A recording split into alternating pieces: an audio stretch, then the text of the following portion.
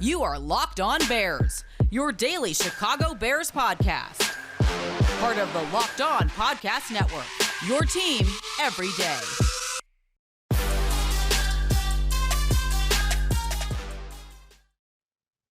A new play caller was just what the doctor ordered to get Justin Fields back on track and have this Bears offense clicking in a big Week 4 win over the Detroit Lions. This is Locked On Bears, and I'm your host, Lorin Cox. I'm an analyst for Pro Football Focus, and I'm here to bring you your daily, in-depth Chicago Bears news and analysis. You can follow me on Twitter at CoxSports1. You can follow the podcast on Twitter at Locked On Bears. You can like Locked On Bears on Facebook.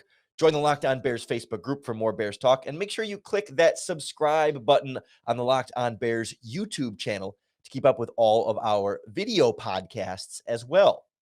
Thank you for making Locked On Bears your first listen every single day. We're here for you 5 days a week, free and available on all platforms. And today we'll be joined by a special guest, Big Dave from Locked On Bulls, going to join us to recap this Bears-Lions game. Dave's a Bears fan. He's been fired up about Justin Fields, Matt Nagy, and the whole Bears offense. So we'll go through everything we saw in yesterday's game. We'll look at the progress, the change they seem to make with Bill Lazor calling the plays on offense and the difference that made.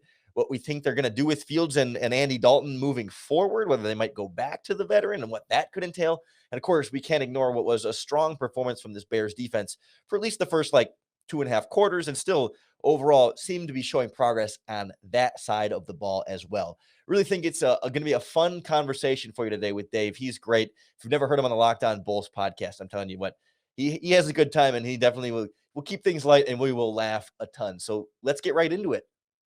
All right, we're joined now by the man himself, Big Dave, one of the co-hosts of Locked On Bulls, for what's almost it's not quite a crossover, because I don't think we're going to talk much Bulls on this podcast, but a fun sharing of our resources here, and I think some airing of frustration for Dave, and a little bit of a fun recap for what's a little bit more of a fun Bears game. And I guess let me start with you, Dave. Do you feel better after beating the Lions that way with Fields playing that well, or where's your frustration level sit now after the last couple of weeks? First of all, thank you for having me on here. I love talking Bears with anybody. It's awesome, but I definitely want to come on this show because I listen to your show and I think it's really good. And thank you for having me on. Oh, thank you. How do I feel? I'm not as frustrated as I was after the Browns game. And I was doing fine until I listened to Matt Nagy in the press conference. And then that frustration really just kicked right back up. I kept saying during the game to Matt, because Matt and I were doing the game on Hot Mic, and I kept saying to him. That's Matt Peck of Locked On Bulls. Yes, Matt Peck, yes. Yeah, Matt Nagy and Matt Peck. I want to make sure we're talking to Matt Nagy during the game. Yeah. Oh, I don't think Nagy want to talk to me. I don't think he want to talk to me at all. But if he does, I'm here. I'm a cool guy, Matt. Come on. But I kept saying to Matt Peck that I should be more excited. I should feel better. I should feel some kind of joy about this victory. But it was just it's the Lions, and the Lions gonna lion, and we saw a lot of that stuff happen that we always see happen to the Detroit Lions. Always they get down there when it was 14-0, and they get down there again on their second drive, and for some reason, they don't kick a field goal. They decided to go for it, and I didn't understand it. I'm like, you've been down there twice. You should go ahead and get 3 points at least. They don't get it. They just kept doing 4th and 1 inside of the red zone. All you need to do is get the first down. That's a simple quarterback sneak. That's a simple run. All you need is the first down. They decided to throw it. They went empty. There wasn't even a running back in the game. He couldn't have handed it off if he wanted to. It's like, what are you doing? What are you doing? It made no sense. And then I was like, well, yeah, that's the Lions. And that's how they roll. So I'm happy the Bears won. I am. I'm very happy they won. But I'm just not overjoyed about it. And then I heard the press conference, which I'm sure we'll get into. But yeah. But I'm okay. With the Lions thing, it's like I'm really torn on that because, yes, they're 0-4 and they're not good. And Lions fans will tell you that this season was not one that they think they're going to win a lot of games. This is sort of a transitional rebuilding thing. I mean, they dumped Stafford and got draft picks, and they've been injured and all that stuff. At the same time, they were within 1 point of the Ravens last week, and the Ravens are a legitimate contender. They've had some progress, but I guess, the Ravens had like 2 drop touchdown passes in that game. I mean, it wasn't a great game by the Ravens. So, I mean, I go back and forth because like if the Bears had lost to the Lions, then it would have bbeen, some sort of catastrophe of For sure. how dare you lose to a team like this? So then do they not deserve any credit? I mean, I don't know. It's not going to be that easy again, and especially in this next 4 or 5 stretch of games when you got with the Raiders, the Packers, the Buccaneers, the 49ers, and the Steelers. And I'm sure we'll get into that a little bit too, as far as where things kind of go from here. But at least it was checking a box of sort. Like they absolutely had to have a performance like this, or else the sky was really going to be falling and the fire would be really under Matt Nagy's seat. Oh, no question about it. There was no way they could lose to the Lions. As much as I feel of everything that I said, there was absolutely no way they could lose to the Detroit Lions, especially at home, especially with Justin Fields under center. There was no way. Like, I didn't expect them to lose, and they looked like I thought they would. Like, it looked like things were kind of scaled back a little bit. They gave Justin more protection. And of course, Matt Nagy wasn't on the play calling, or at least so we think. He wasn't on the play calling. He officially said after the game, Bill Lazor did a good job calling the plays. And I guess I want to know for you, Dave, well, at what point in that game did you get the impression that Bill was calling the plays? Because I think for me, I took notes on every drive, and I think pretty well even that first drive, 12 plays, 75 yards. Justin Fields goes 3 for 3, all to Darnell Mooney. And I mean, the running game is rolling under center and play action. It felt pretty quickly right out of the gate there that something was going to be different about this game. From the first play, I knew he wasn't calling the plays because of the handoff that he gave to David Montgomery. And it wasn't the fact that it was the type of handoff he gave him. It wasn't a RPO. You know what I mean? He wasn't in shotgun, faking the handoff, or giving it to him, running that college kind of thing, which is fine because it works great for Lamar Jackson and guys like that. But David Montgomery, in my opinion, is better downhill. You put the ball in his gut and you give it to him, and you see how he breaks tackles. I was screaming about it last year why they wouldn't give him the ball. Matt Peck will tell you. So I didn't understand, but from the first play you could see it. From when I saw that he had 9 carries in the first quarter, I knew that Matt Nagy was not calling the plays. Now, there were a couple that I thought Nagy tried to slide in on that first play in the red zone when they ran that little thing over to Goodwin. I'm like, what is this? That is silly. That just felt like Matt Nagy calling things. And then they said, oh, yeah, here's the ball to David Montgomery. Go score a touchdown. Things like that. It's like Nagy took the headset back from Bill's like, no, let me get one in here. You're right. put David Montgomery in the Wildcat and have him hand it off to put a wide receiver in the backfield with him. We'll do that. Put Justin Fields at wide receiver. All right, good. All right, here you go, Bill. You can do the rest. Right, here you go. Yeah, Z6-4 Trey 3X Razor on 6. Coach, no, Coach. Just regular handoff, Coach. Let him run the ball. But yeah, you can tell it. You know what I equate it to? It's like when somebody is playing a video game and they can't get off a board, and then you take it and you get off the board for them. And then, oh no, I got it. Thanks. I figured it out now. They try to take the controller back from you and keep playing. It was like that. You know what I mean? That's how that stuff felt with Matt Nagy and Bill Lazor. But, credit to Lazor, though. Yes, absolute credit to him. Like I said, he simplified that playbook. I know Justin Fields said in the press conference, he has a very calm voice in his head, in his helmet when he's sending the plays in, as opposed to hearing it from Nagy, who's, probably screaming BU to him like 1,000 times or something. But he just likes that calm nature of Bill Lazor, and it seemed to work wonders for him today. Yeah, to your point about David Montgomery's runs, I remember going through the whole first quarter, I don't remember if it was 9 or 7 of Montgomery's runs came from under center formations, and it was a lot of that 13-person, 3 tight ends, 2 tight ends. They brought in an extra offensive lineman sometimes, the fullback in the backfield. And it didn't seem like it was that hard to figure this out, and we could all kind of see this sitting at home, and it takes the offensive coordinator taking over the play calling before we actually see that happen on the field and be successful. But there's a lot more about this game plan I want to get into here with Big Dave on the podcast. But first, I want to tell you about a great new app that every listener of this podcast, I think, needs to know about. It's called Get Upside, and it's for anyone that ever puts gas in a vehicle. Listeners can get up to 25 cents cash back per gallon of gas they fill up, just for filling up at the pump like you normally would. You just download the Get Upside app in the App Store or Google Play. And don't forget to enter our promo code Touchdown to get some bonus cash back as well. Some people who drive a lot are making as much as $200 to $300 a month in cash back just for filling up their tank, and there's no catch. The money goes right into your Get Upside account, and then you can connect your bank account for a direct deposit and cash out in PayPal or via e-gift cards like Amazon or other stores. Super simple, super easy to use. Just download the free Get Upside app in the App Store or Google Play and enter our promo code TOUCHDOWN to get up to 50 cents per gallon cash back on your first tank. That's promo code TOUCHDOWN on Get Upside. Dave, a lot more upside with the Justin Fields offense with Bill Lazor calling plays in this one. Did you feel like this was kind of, I mean, was this kind of performance and what we saw from the quarterback and the offense as a whole? Is this what you envisioned on draft night when the Bears traded up to 11 and drafted Justin Fields? Like, was this the picture that was sort of running through your head at that time? Yes and no. I did expect the competence. I did expect the calm demeanor. I did expect the excellent throws that we saw. But I didn't expect him, because I know he did it in college. I know he held on to the ball a lot in college. He definitely did that. I expected not to see that much, but we're only 3-4 games in, so I'm not mad about it or anything like that. But I thought there were at least two that keep popping in my head where I just know he held the ball just a little bit too long. And if he just took off or made a play, it would have been something awesome with that. But it's not something where I'm like, you can't play football or you're just terrible at it or anything like that. That's something that can be corrected, as he gets more reps, as he gets more plays, because obviously as he gets more reps, he's going to be better and things like that. So yes, in general, yeah, I envision this as far as the calm is concerned, but no, because he's still kind of holding that ball a little bit too long for me.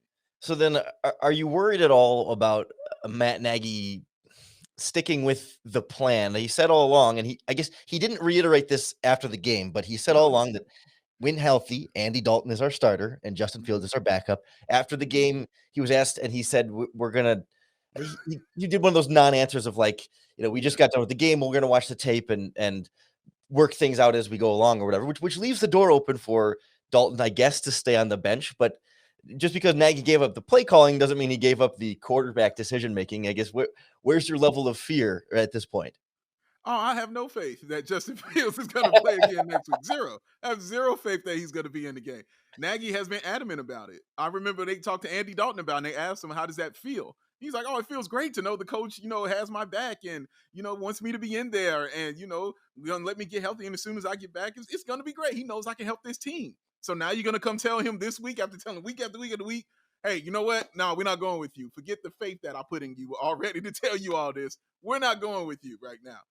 I don't think that's going to happen. I have no faith that Justin Fields is going to see the field if Andy Dalton is completely healthy and ready to go. Now, I don't think Dalton will be healthy and ready to go. I still think he's going to need another week. But if he's healthy, man, I think he's going to be in there. And that's what, boy, as soon as you started talking about Matt Nagy in the press conference and what he said, I mean, what's so infuriating about it is I've seen this before because I'm a Bulls fan. So I know when somebody is BSing and double talking because I watched it for years.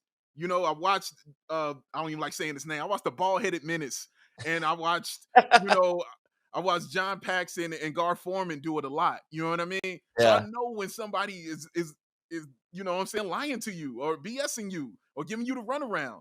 And listening to Matt Nagy, it's the same thing I used to hear. And that's what's frustrating. Bro, just say what it is. Like, we're not kids. Like, just say, we know 2 + 2 is 4. Quit trying to explain to us that it's 5. It's not. You know what I mean? Like, just tell us what it is, and we will be fine. He seems to have a problem with doing that. And that's what's driving me crazy when I hear him. So when you brought that up about the press conference, that's why my head kind of drooped in my hands with my hands, man. Because I thought about that. It felt like early in Matt Nagy's career, he was so much more transparent. Like he was ready. He's like, I mean, not that he's given away all the secrets, but he seemed so much more. And I can't think of a good example off the top of my head, but with some of the trick plays and stuff and the team naming and some of the things they would go through, like in 2018, it was like he was willing to pull back the curtain a little bit more on how things were going. And now it's like, now it took 4 questions to even figure out who called the plays in the game that we just watched. And we still don't know. And he's like, I'm not going to, and then he said, that's the last I'm going to talk about it. And so it's like, wait, we have a lot more questions of like, why are you so caught up about this? Like they really had to hold him down and grill him on it. And he was sweating it out a little bit and talking around. He said, well, it still all goes through me. So then like, is it just an ego thing that he wants to feel like it's his offense and it's his control of this team? Oops, that's my video kind of, for those watching on the YouTube channel, my video just went in and out there. But like his team, and then it's an ego thing, because there's a thing he says all the time is, oh, there's no egos in our conversations. There's no egos behind those closed doors. It's a big collaborative effort. But then it seems like there's one big ego then they're sitting at the top of the list. Colossal ego. I mean, not giving Bill Lazor credit and then taking it away immediately drove me insane. Mhm. Like, he said, man, he called a great game, but everything goes through me on the offense. I kind of make everything happen. We get it. You know what I'm saying? Nobody cares, man. Like, dude, like, it's so annoying because it sounds so childish. It sounds Yeah. like, the kid, who, I don't know, the kid who brought home the groceries, and then the other one is like, yeah, but I brought in the water. Like, okay, great. You know what I'm saying? Like, cool, you brought in the water. Wonderful, man. Like, yeah, we all need that to get in the house, but give the credit where it's due right here. It drives me insane. And he I don't know why he became like this, because you're right. I remember when he first got here, he was very transparent. And even in those little trick plays he would run, they actually made sense. I remember the things he used to run with Trey Burton. I still remember the first play he ran against Green Bay was the play, was the play with the 3 running backs. You know what I'm saying? There's an homage. Yeah. Yeah, just that homage to the Bears. Yeah, like it was great to see that. And that has kind of left and just become more egotistical, with him, and that's what's I don't know where it changed or why it changed. Maybe it was the double doink and everything kind of changed in his brain after that. You know what I'm saying? And All it of us. flipped on Yeah. him. And all of us and things, but yeah, something has flipped in Matt Nagy in that sense, man. And he has become this version of this coach that we just don't even like to hear talk in a press conference because it's depressing. One last thing on the Fields thing before we move on. I'm with you 100%. Like, of course, keep playing Justin Fields. He gives you the best chance to win. He needs the time to play more and get those reps to have better pocket presence and know how long to hold on to the ball and know when he can scramble and when he needs to throw it away. He needs all those things. We're in agreement there. If I'm going to play devil's advocate, and maybe this Matt Nagy advocate here, Please. could you see a scenario here where you look at the schedule and say, okay, it's well, they were the 3-0 Raiders, pending their results this week. But then you got, what is Raiders, Packers, Buccaneers, and 49ers are all teams that are good teams, varying degrees, playing at a high level. Maybe you take Justin Fields. He just had a really strong performance to build his confidence, and you sit him down and you let Andy Dalton face the Lions den a little bit here and put him out there against more good teams, so Fields doesn't have another Cleveland Browns type experience, or at least for the first couple of games here, and see what Andy Dalton can do if healthy, but then B, I don't know, is there any value in protecting Fields a little bit from some potentially really good opponents on the schedule? If we're talking health-wise and things like that, yes, there's value to him sitting on the bench and letting Andy Dalton, like you said, go into the Lions den, the proverbial Lions den. But he's only going to get better with reps. He's only going to get better if he's out on the field and developing chemistry with the offensive line, with the receivers. You remember in that first game with the Bengals when he got in there and he played, how many false starts there were. There were a couple of false starts because they just weren't on the same page. He and the center were just not, Cody Whitehair, they just were not on the same page. The ball would not be snapped. He's calling for it. He wouldn't get it. You know what I mean? It wasn't like it was the crowd noise. They were at home. So it was just they weren't on the same page. The throws that he threw were kind of just over the fingertips of the receivers. When Robinson dropped the sure touchdown that he put right in his gut and just fell right through the holes in his arms and he dropped it. We didn't see that this week. We didn't see any of that. Everything was precise. There was no silly timeouts being called because they weren't, sure of what was going on. The only silly one was a 3rd and 20, 3rd and 32 timeout that I still don't understand why you call a timeout on 3rd and 32. You don't have that play in there. you gotta make sure that's right. You don't have a 3rd and 32 play. All right. I don't care how many plays you got. You don't have one. All right. So it didn't that's the only, but in general, you just saw the chemistry get better. And you saw who he's starting to develop chemistry with. You saw it with Mooney a little bit more. Of course, you're going to get it with Robinson. He's an all-pro receiver. You know he's going to get it with him. But you just saw those things kind of happening with him. I don't think you want to take that way. And then the offensive line also, because they can learn how to block for him. You know what I mean? Where his patterns, where he likes to move to. Is he going to roll out on this one? When is he going to step up? Whether I push this lineman this way or this way? Like those kind of things you develop just by playing. Those come with reps. So that's one thing that'll set him back if he sits him down, is you've seen him actually make that progress and then you sit him back down. Like, I don't get that. That doesn't make sense to me. Health-wise, if you want to keep him safe and all those things, of course, you can make that argument for sure. You can even make the argument saying, man, he can learn, maybe just by watching a couple things because he's still not perfect yet. But the things that I'm thinking he's not perfect on have nothing to do with anything as far as watching football. It has to do with him actually doing things on the field, like holding the football too long, like getting out there and running. You can't get better at that sitting on the bench. You can only get better at that by playing. I'm with you 100%, Dave. I think we're step for step on that. And I want to. We've been all focused on the offense and Justin Fields. Of course, it's the big story of the game and the big thing everyone's paying attention to. But I do want to touch on this Bears defense really playing it at such a high level and getting back to more of that Bears football when we come back on this Locked On Bears podcast with a little bit of a almost Locked On Bulls crossover with Big Dave. I want to tell you about a great service that has been really, I think, changing the way people enjoy their entertainment right now. Let me ask you if this sounds familiar. You've got one device that lets you catch the game live, another that lets you stream your favorite shows. You're watching sports highlights on your phone, and you've got your neighbor's best friends log in for the good stuff. Well, I want to tell you about a simple way to get all that entertainment you love without the hassle. And it's a great way to finally get your TV together. It's called DirecTV Stream. And it brings your live TV and on-demand favorites together like never before, so you can watch all your favorite sports, movies, and shows all in one place. That means no more juggling remotes and no need to buy another device ever again. And the best part is there's no annual contract. So get rid of the clutter and the confusion and get your TV together with DirecTV Stream. You can learn more at directtv.com. That's directtv.com. Compatible device required. Content varies by package. Speaking of packages, just recently got in a fresh package of Built Bars, the world's best tasting protein bars, and it's that cookie dough chunk flavor. They bring it back every once in a while, and I got me a full box. Those things are unreal. They're so good. Like all the Built Bars, they're covered in 100% real chocolate. They're soft, they're easy to chew, but they have actual pieces of cookie dough, thus the name cookie dough chunk. Chunks of cookie dough on top, underneath the chocolate, right on top of the bar. It is so good. And like all the other flavors, it's still low sugar, low calories, high fiber, and high protein. I really don't think there's anything else in the protein bar market that has that combination of deliciousness and being that good for you without any extra sugar or junk that's just going to make you feel like crap. It tastes like a candy bar, but it's built like a protein bar. You got to try them for yourself. Head on over to builtbar.com and enter our promo code LOCKED15, and you'll get 15% off your next order. That's promo code LOCKED15 for 15% off at builtbar.com.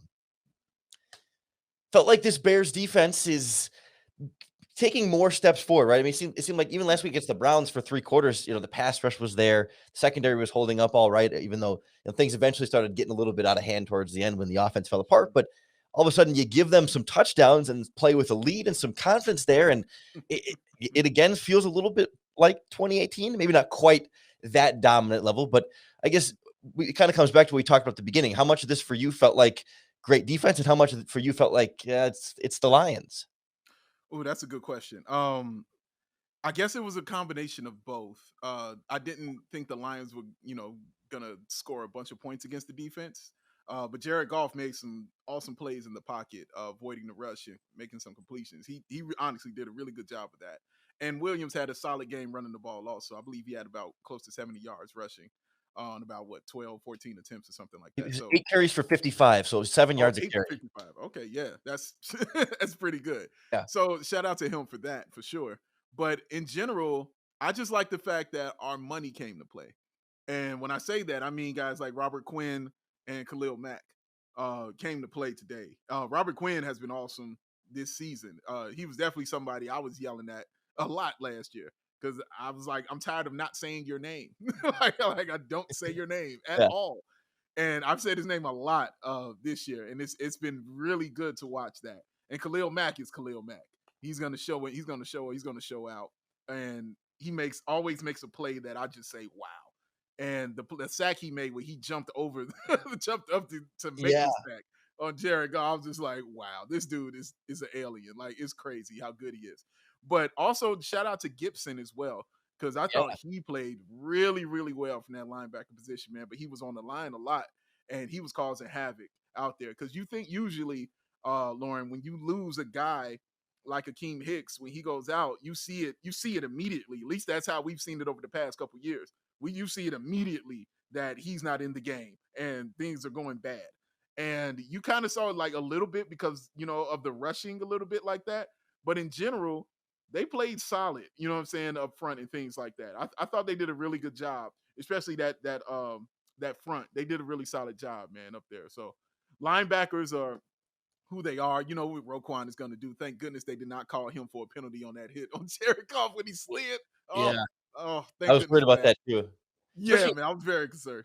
Especially after they got Khalil Mack in the first half, where he was jumping up to swat a pass and his arms just like brushed Goff's helmet and they get the 15-yard run from the passer on that. I mean, exactly. So I was very concerned, and I was like, please don't throw it, and they didn't. So that was good. He did have a pass interference call too, which was the right call. He had his hands all over him. So, but it was like a 7-yard penalty. That's fine. But it was a third down. So, but anyway, it wasn't bad. The linebackers weren't bad. They did get gashed on that one drive where it felt like it took them 7 plays or 8 plays, about 75 yards, but they got it all in about 3 plays, 3 big, huge plays. The Lions did, and it was just big chunks open in the middle of the field for those receivers, and Jared Goff found them for a touchdown.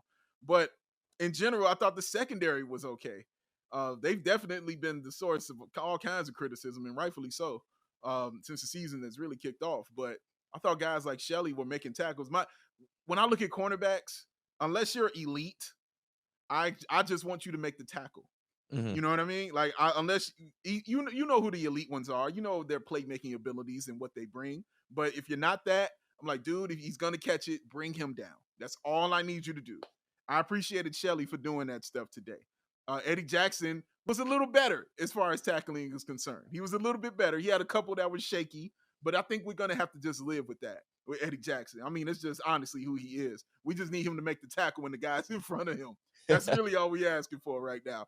And because he has that playmaking ability where he's got to be on the field and things like that. But overall, in general, I thought the defense, especially those guys up front who led the way, I thought they played solid. And I was looking at the wrong Williams when you asked earlier. So Jamal Williams was 14 carries for 66 yards, about 4.7. Oh, it was Damian Williams that was 8 for 55. Oh, okay. Two Williams right next to each other. So I got the two of them mixed up. But with the Lions offense, it did seem like they moved the ball pretty well to the red zone. Seemingly every drive they got down there. Of course, the turnover was the snap that was early and bounced off Goff, and then they stopped him on 4th down, and then there was the third one was a strip sack by Robert Quinn that Khalil Mack recovered. So like they held them in the red zone pretty well until you got to the 3rd and 4th quarter there. But the Lions moved the ball fairly consistently enough. I mean, it wasn't the chunk plays that Justin Fields was getting, but they didn't have too much trouble getting in the red zone. And then you had the busted coverage touchdown late in the game where it looked like Deion Bush was probably the one who was supposed to carry the receiver vertical and then didn't, and he was wide open for a touchdown. I mean, I'm a little torn because as much as we want to say, well, it was just the Lions, so don't give the offense that much credit. It makes me feel even a little more concerned about the defense then, that it is just the Lions, and they still let them move the ball fairly easily and gave up a busted coverage touchdown, even though, I mean, they did hold up in the red zone. But is that sustainable against the Raiders, the Buccaneers, the Packers, and the 49ers over the next 4 weeks? I don't know. I'm torn on how good to feel about this defense because of the quality of opponent. That's a very good question. I think for me, as long as I've known them, I shouldn't say as long as I've known them, but I guess I'll start from the Lovey era. For me, they've always been a bend but don't break kind of defense. I watched them give up those chunks, and I watched them let those teams get to that red zone, and then they'll shut them down. And then that's it. And you'll get 3 points or you'll get no points. But that's about it. That's as far as we'll go. That's kind of how I looked at this defense this week. They bent a lot because, like you said, the Lions were definitely moving that ball. But early on, they weren't breaking. They didn't break, like you said, until that second half. That's kind of where they broke. And that's where the concern came in, because that touchdown that Deion Bushman got that. I was like, what? And you saw Eddie Jackson immediately Yeah, go over like, what, like, dude, what are you doing? Like, that was your yeah. Somebody was out of position yeah, clearly. somebody was clearly someone was out of position. And you heard Akeem Talib say it as well. Like, clearly somebody was definitely out of position. That's where you get worried, and that gives you pause because it's not so much for me the yards that you give up; it's the points. And if you're giving up those touchdowns, and I mean those deep, long crossing route, you know what I'm saying, over the middle, beat the safety touchdowns where he's wide open, that's where it could be concerning for me when I'm looking at the team. Now, if you look at it as far as them in the fourth quarter, these last 2 weeks, that's kind of what it's been. Of course, I don't blame them at all for last week against the Browns. I do not blame them by any stretch of the imagination. They were dead tired. They were doing the Lord's work out there during that game, okay? So I don't fault them for that. I'm just using that in this example because that's kind of when the defense started allowing those points, you know what I'm saying, was in that second half. And it was like that with the Lions, man. But yeah, I mean, like I said, Jared Goff was solid. He played well and things like that, but there were definitely mistakes made in that secondary that were giving up chunk yardage. You know what I mean? That's the chunk yardage is really what upsets you and gets you looking at that secondary like, guys, like you said, if you're playing against a Aaron Rodgers or someone like that, that's 35-0 in the first half. Easy. Like, easy. Like, if you're going to play like this. So, that's the stuff you kind of got to work on going forward, man. But I thought in general that they did play solid because they bent a lot, but they weren't breaking too much in the first half. I think the hope is that this version of the Justin Fields offense can be enough to make up for any kind of deficiencies or decrease in defensive quality. If the defense, you can afford a few more defensive mistakes if you can have a quarterback and a running game playing as well as everything went with Bill Lazor calling the plays on offense. So that's we've now seen sort of the Bears formula for success. It's just a question of can they replicate it against playoff quality teams, or does that only work when it's the 0-4 Detroit Lions and that level of talent? Dave, I really want to thank you so much for joining us and helping us break down this game, helping us get a little. It's just like there's like a little weight off our shoulders, a little bit of like, okay, we're back to something.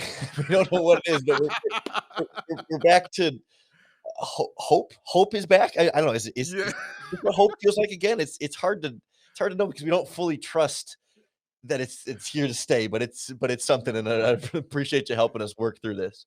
Man, thank you for having me on, Lorin, man. Anytime you want me on, please just say the word. I hope to come on here again and it's actual true happiness because I am a happy person and I like being happy, but the Bears would take me to a dark place and I don't want to be there all the time. So hopefully it'll be this good stuff. I imagine your Bulls might be taking you to some of those places this season. Well, real quick, but we've got you here.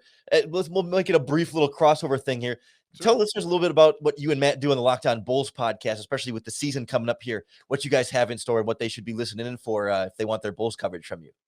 Oh, man, listen, if you want to hear two guys who have the same brain but are the complete opposite, you should definitely listen to Matt and me.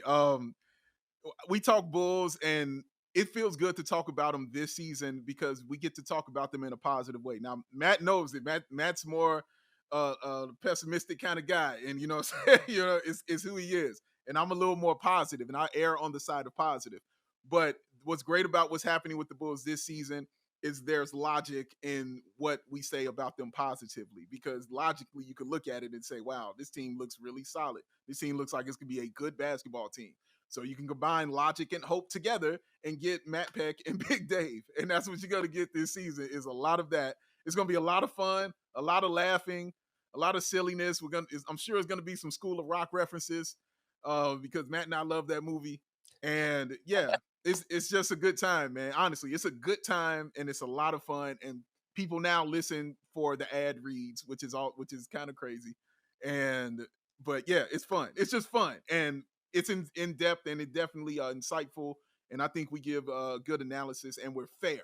Like, we're fair. We're not just like, hey, this is sunshine and rainbows going on over here. No, when it's raining, we're going to talk about the rain. So yeah, we're fair about it, but it's fun. So hopefully you all will enjoy. I think fun is a great way to describe it. And it's been super fun having you on the podcast. We will definitely do it again soon. In the meantime, hang in there and hold on to every Justin Fields highlight you can possibly get. I will. I'll try. Thanks again to Big Dave for joining us on the podcast today. If you enjoyed our conversation, make sure you subscribe to the Locked On Bears podcast, however you're listening, or if you're watching on the YouTube app. Right now, that's the best way to keep up with all of our daily, in-depth Chicago Bears news and analysis.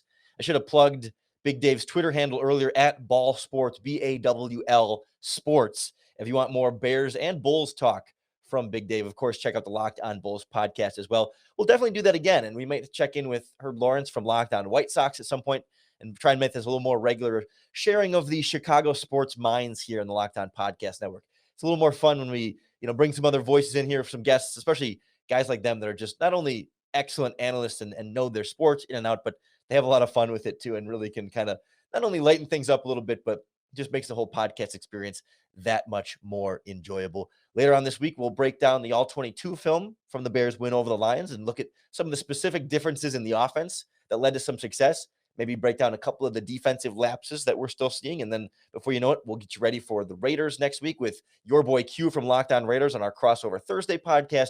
Friday, we will put together a game plan to beat the Raiders and keep this positive momentum going for Chicago. So lots more goodies coming for you 5 days a week. Appreciate everyone who's making Locked On Bears your first listen every day. Keep coming back for more. And I hope more than anything else, the Locked On Bears podcast is making, especially after a win, easier for you to bear down.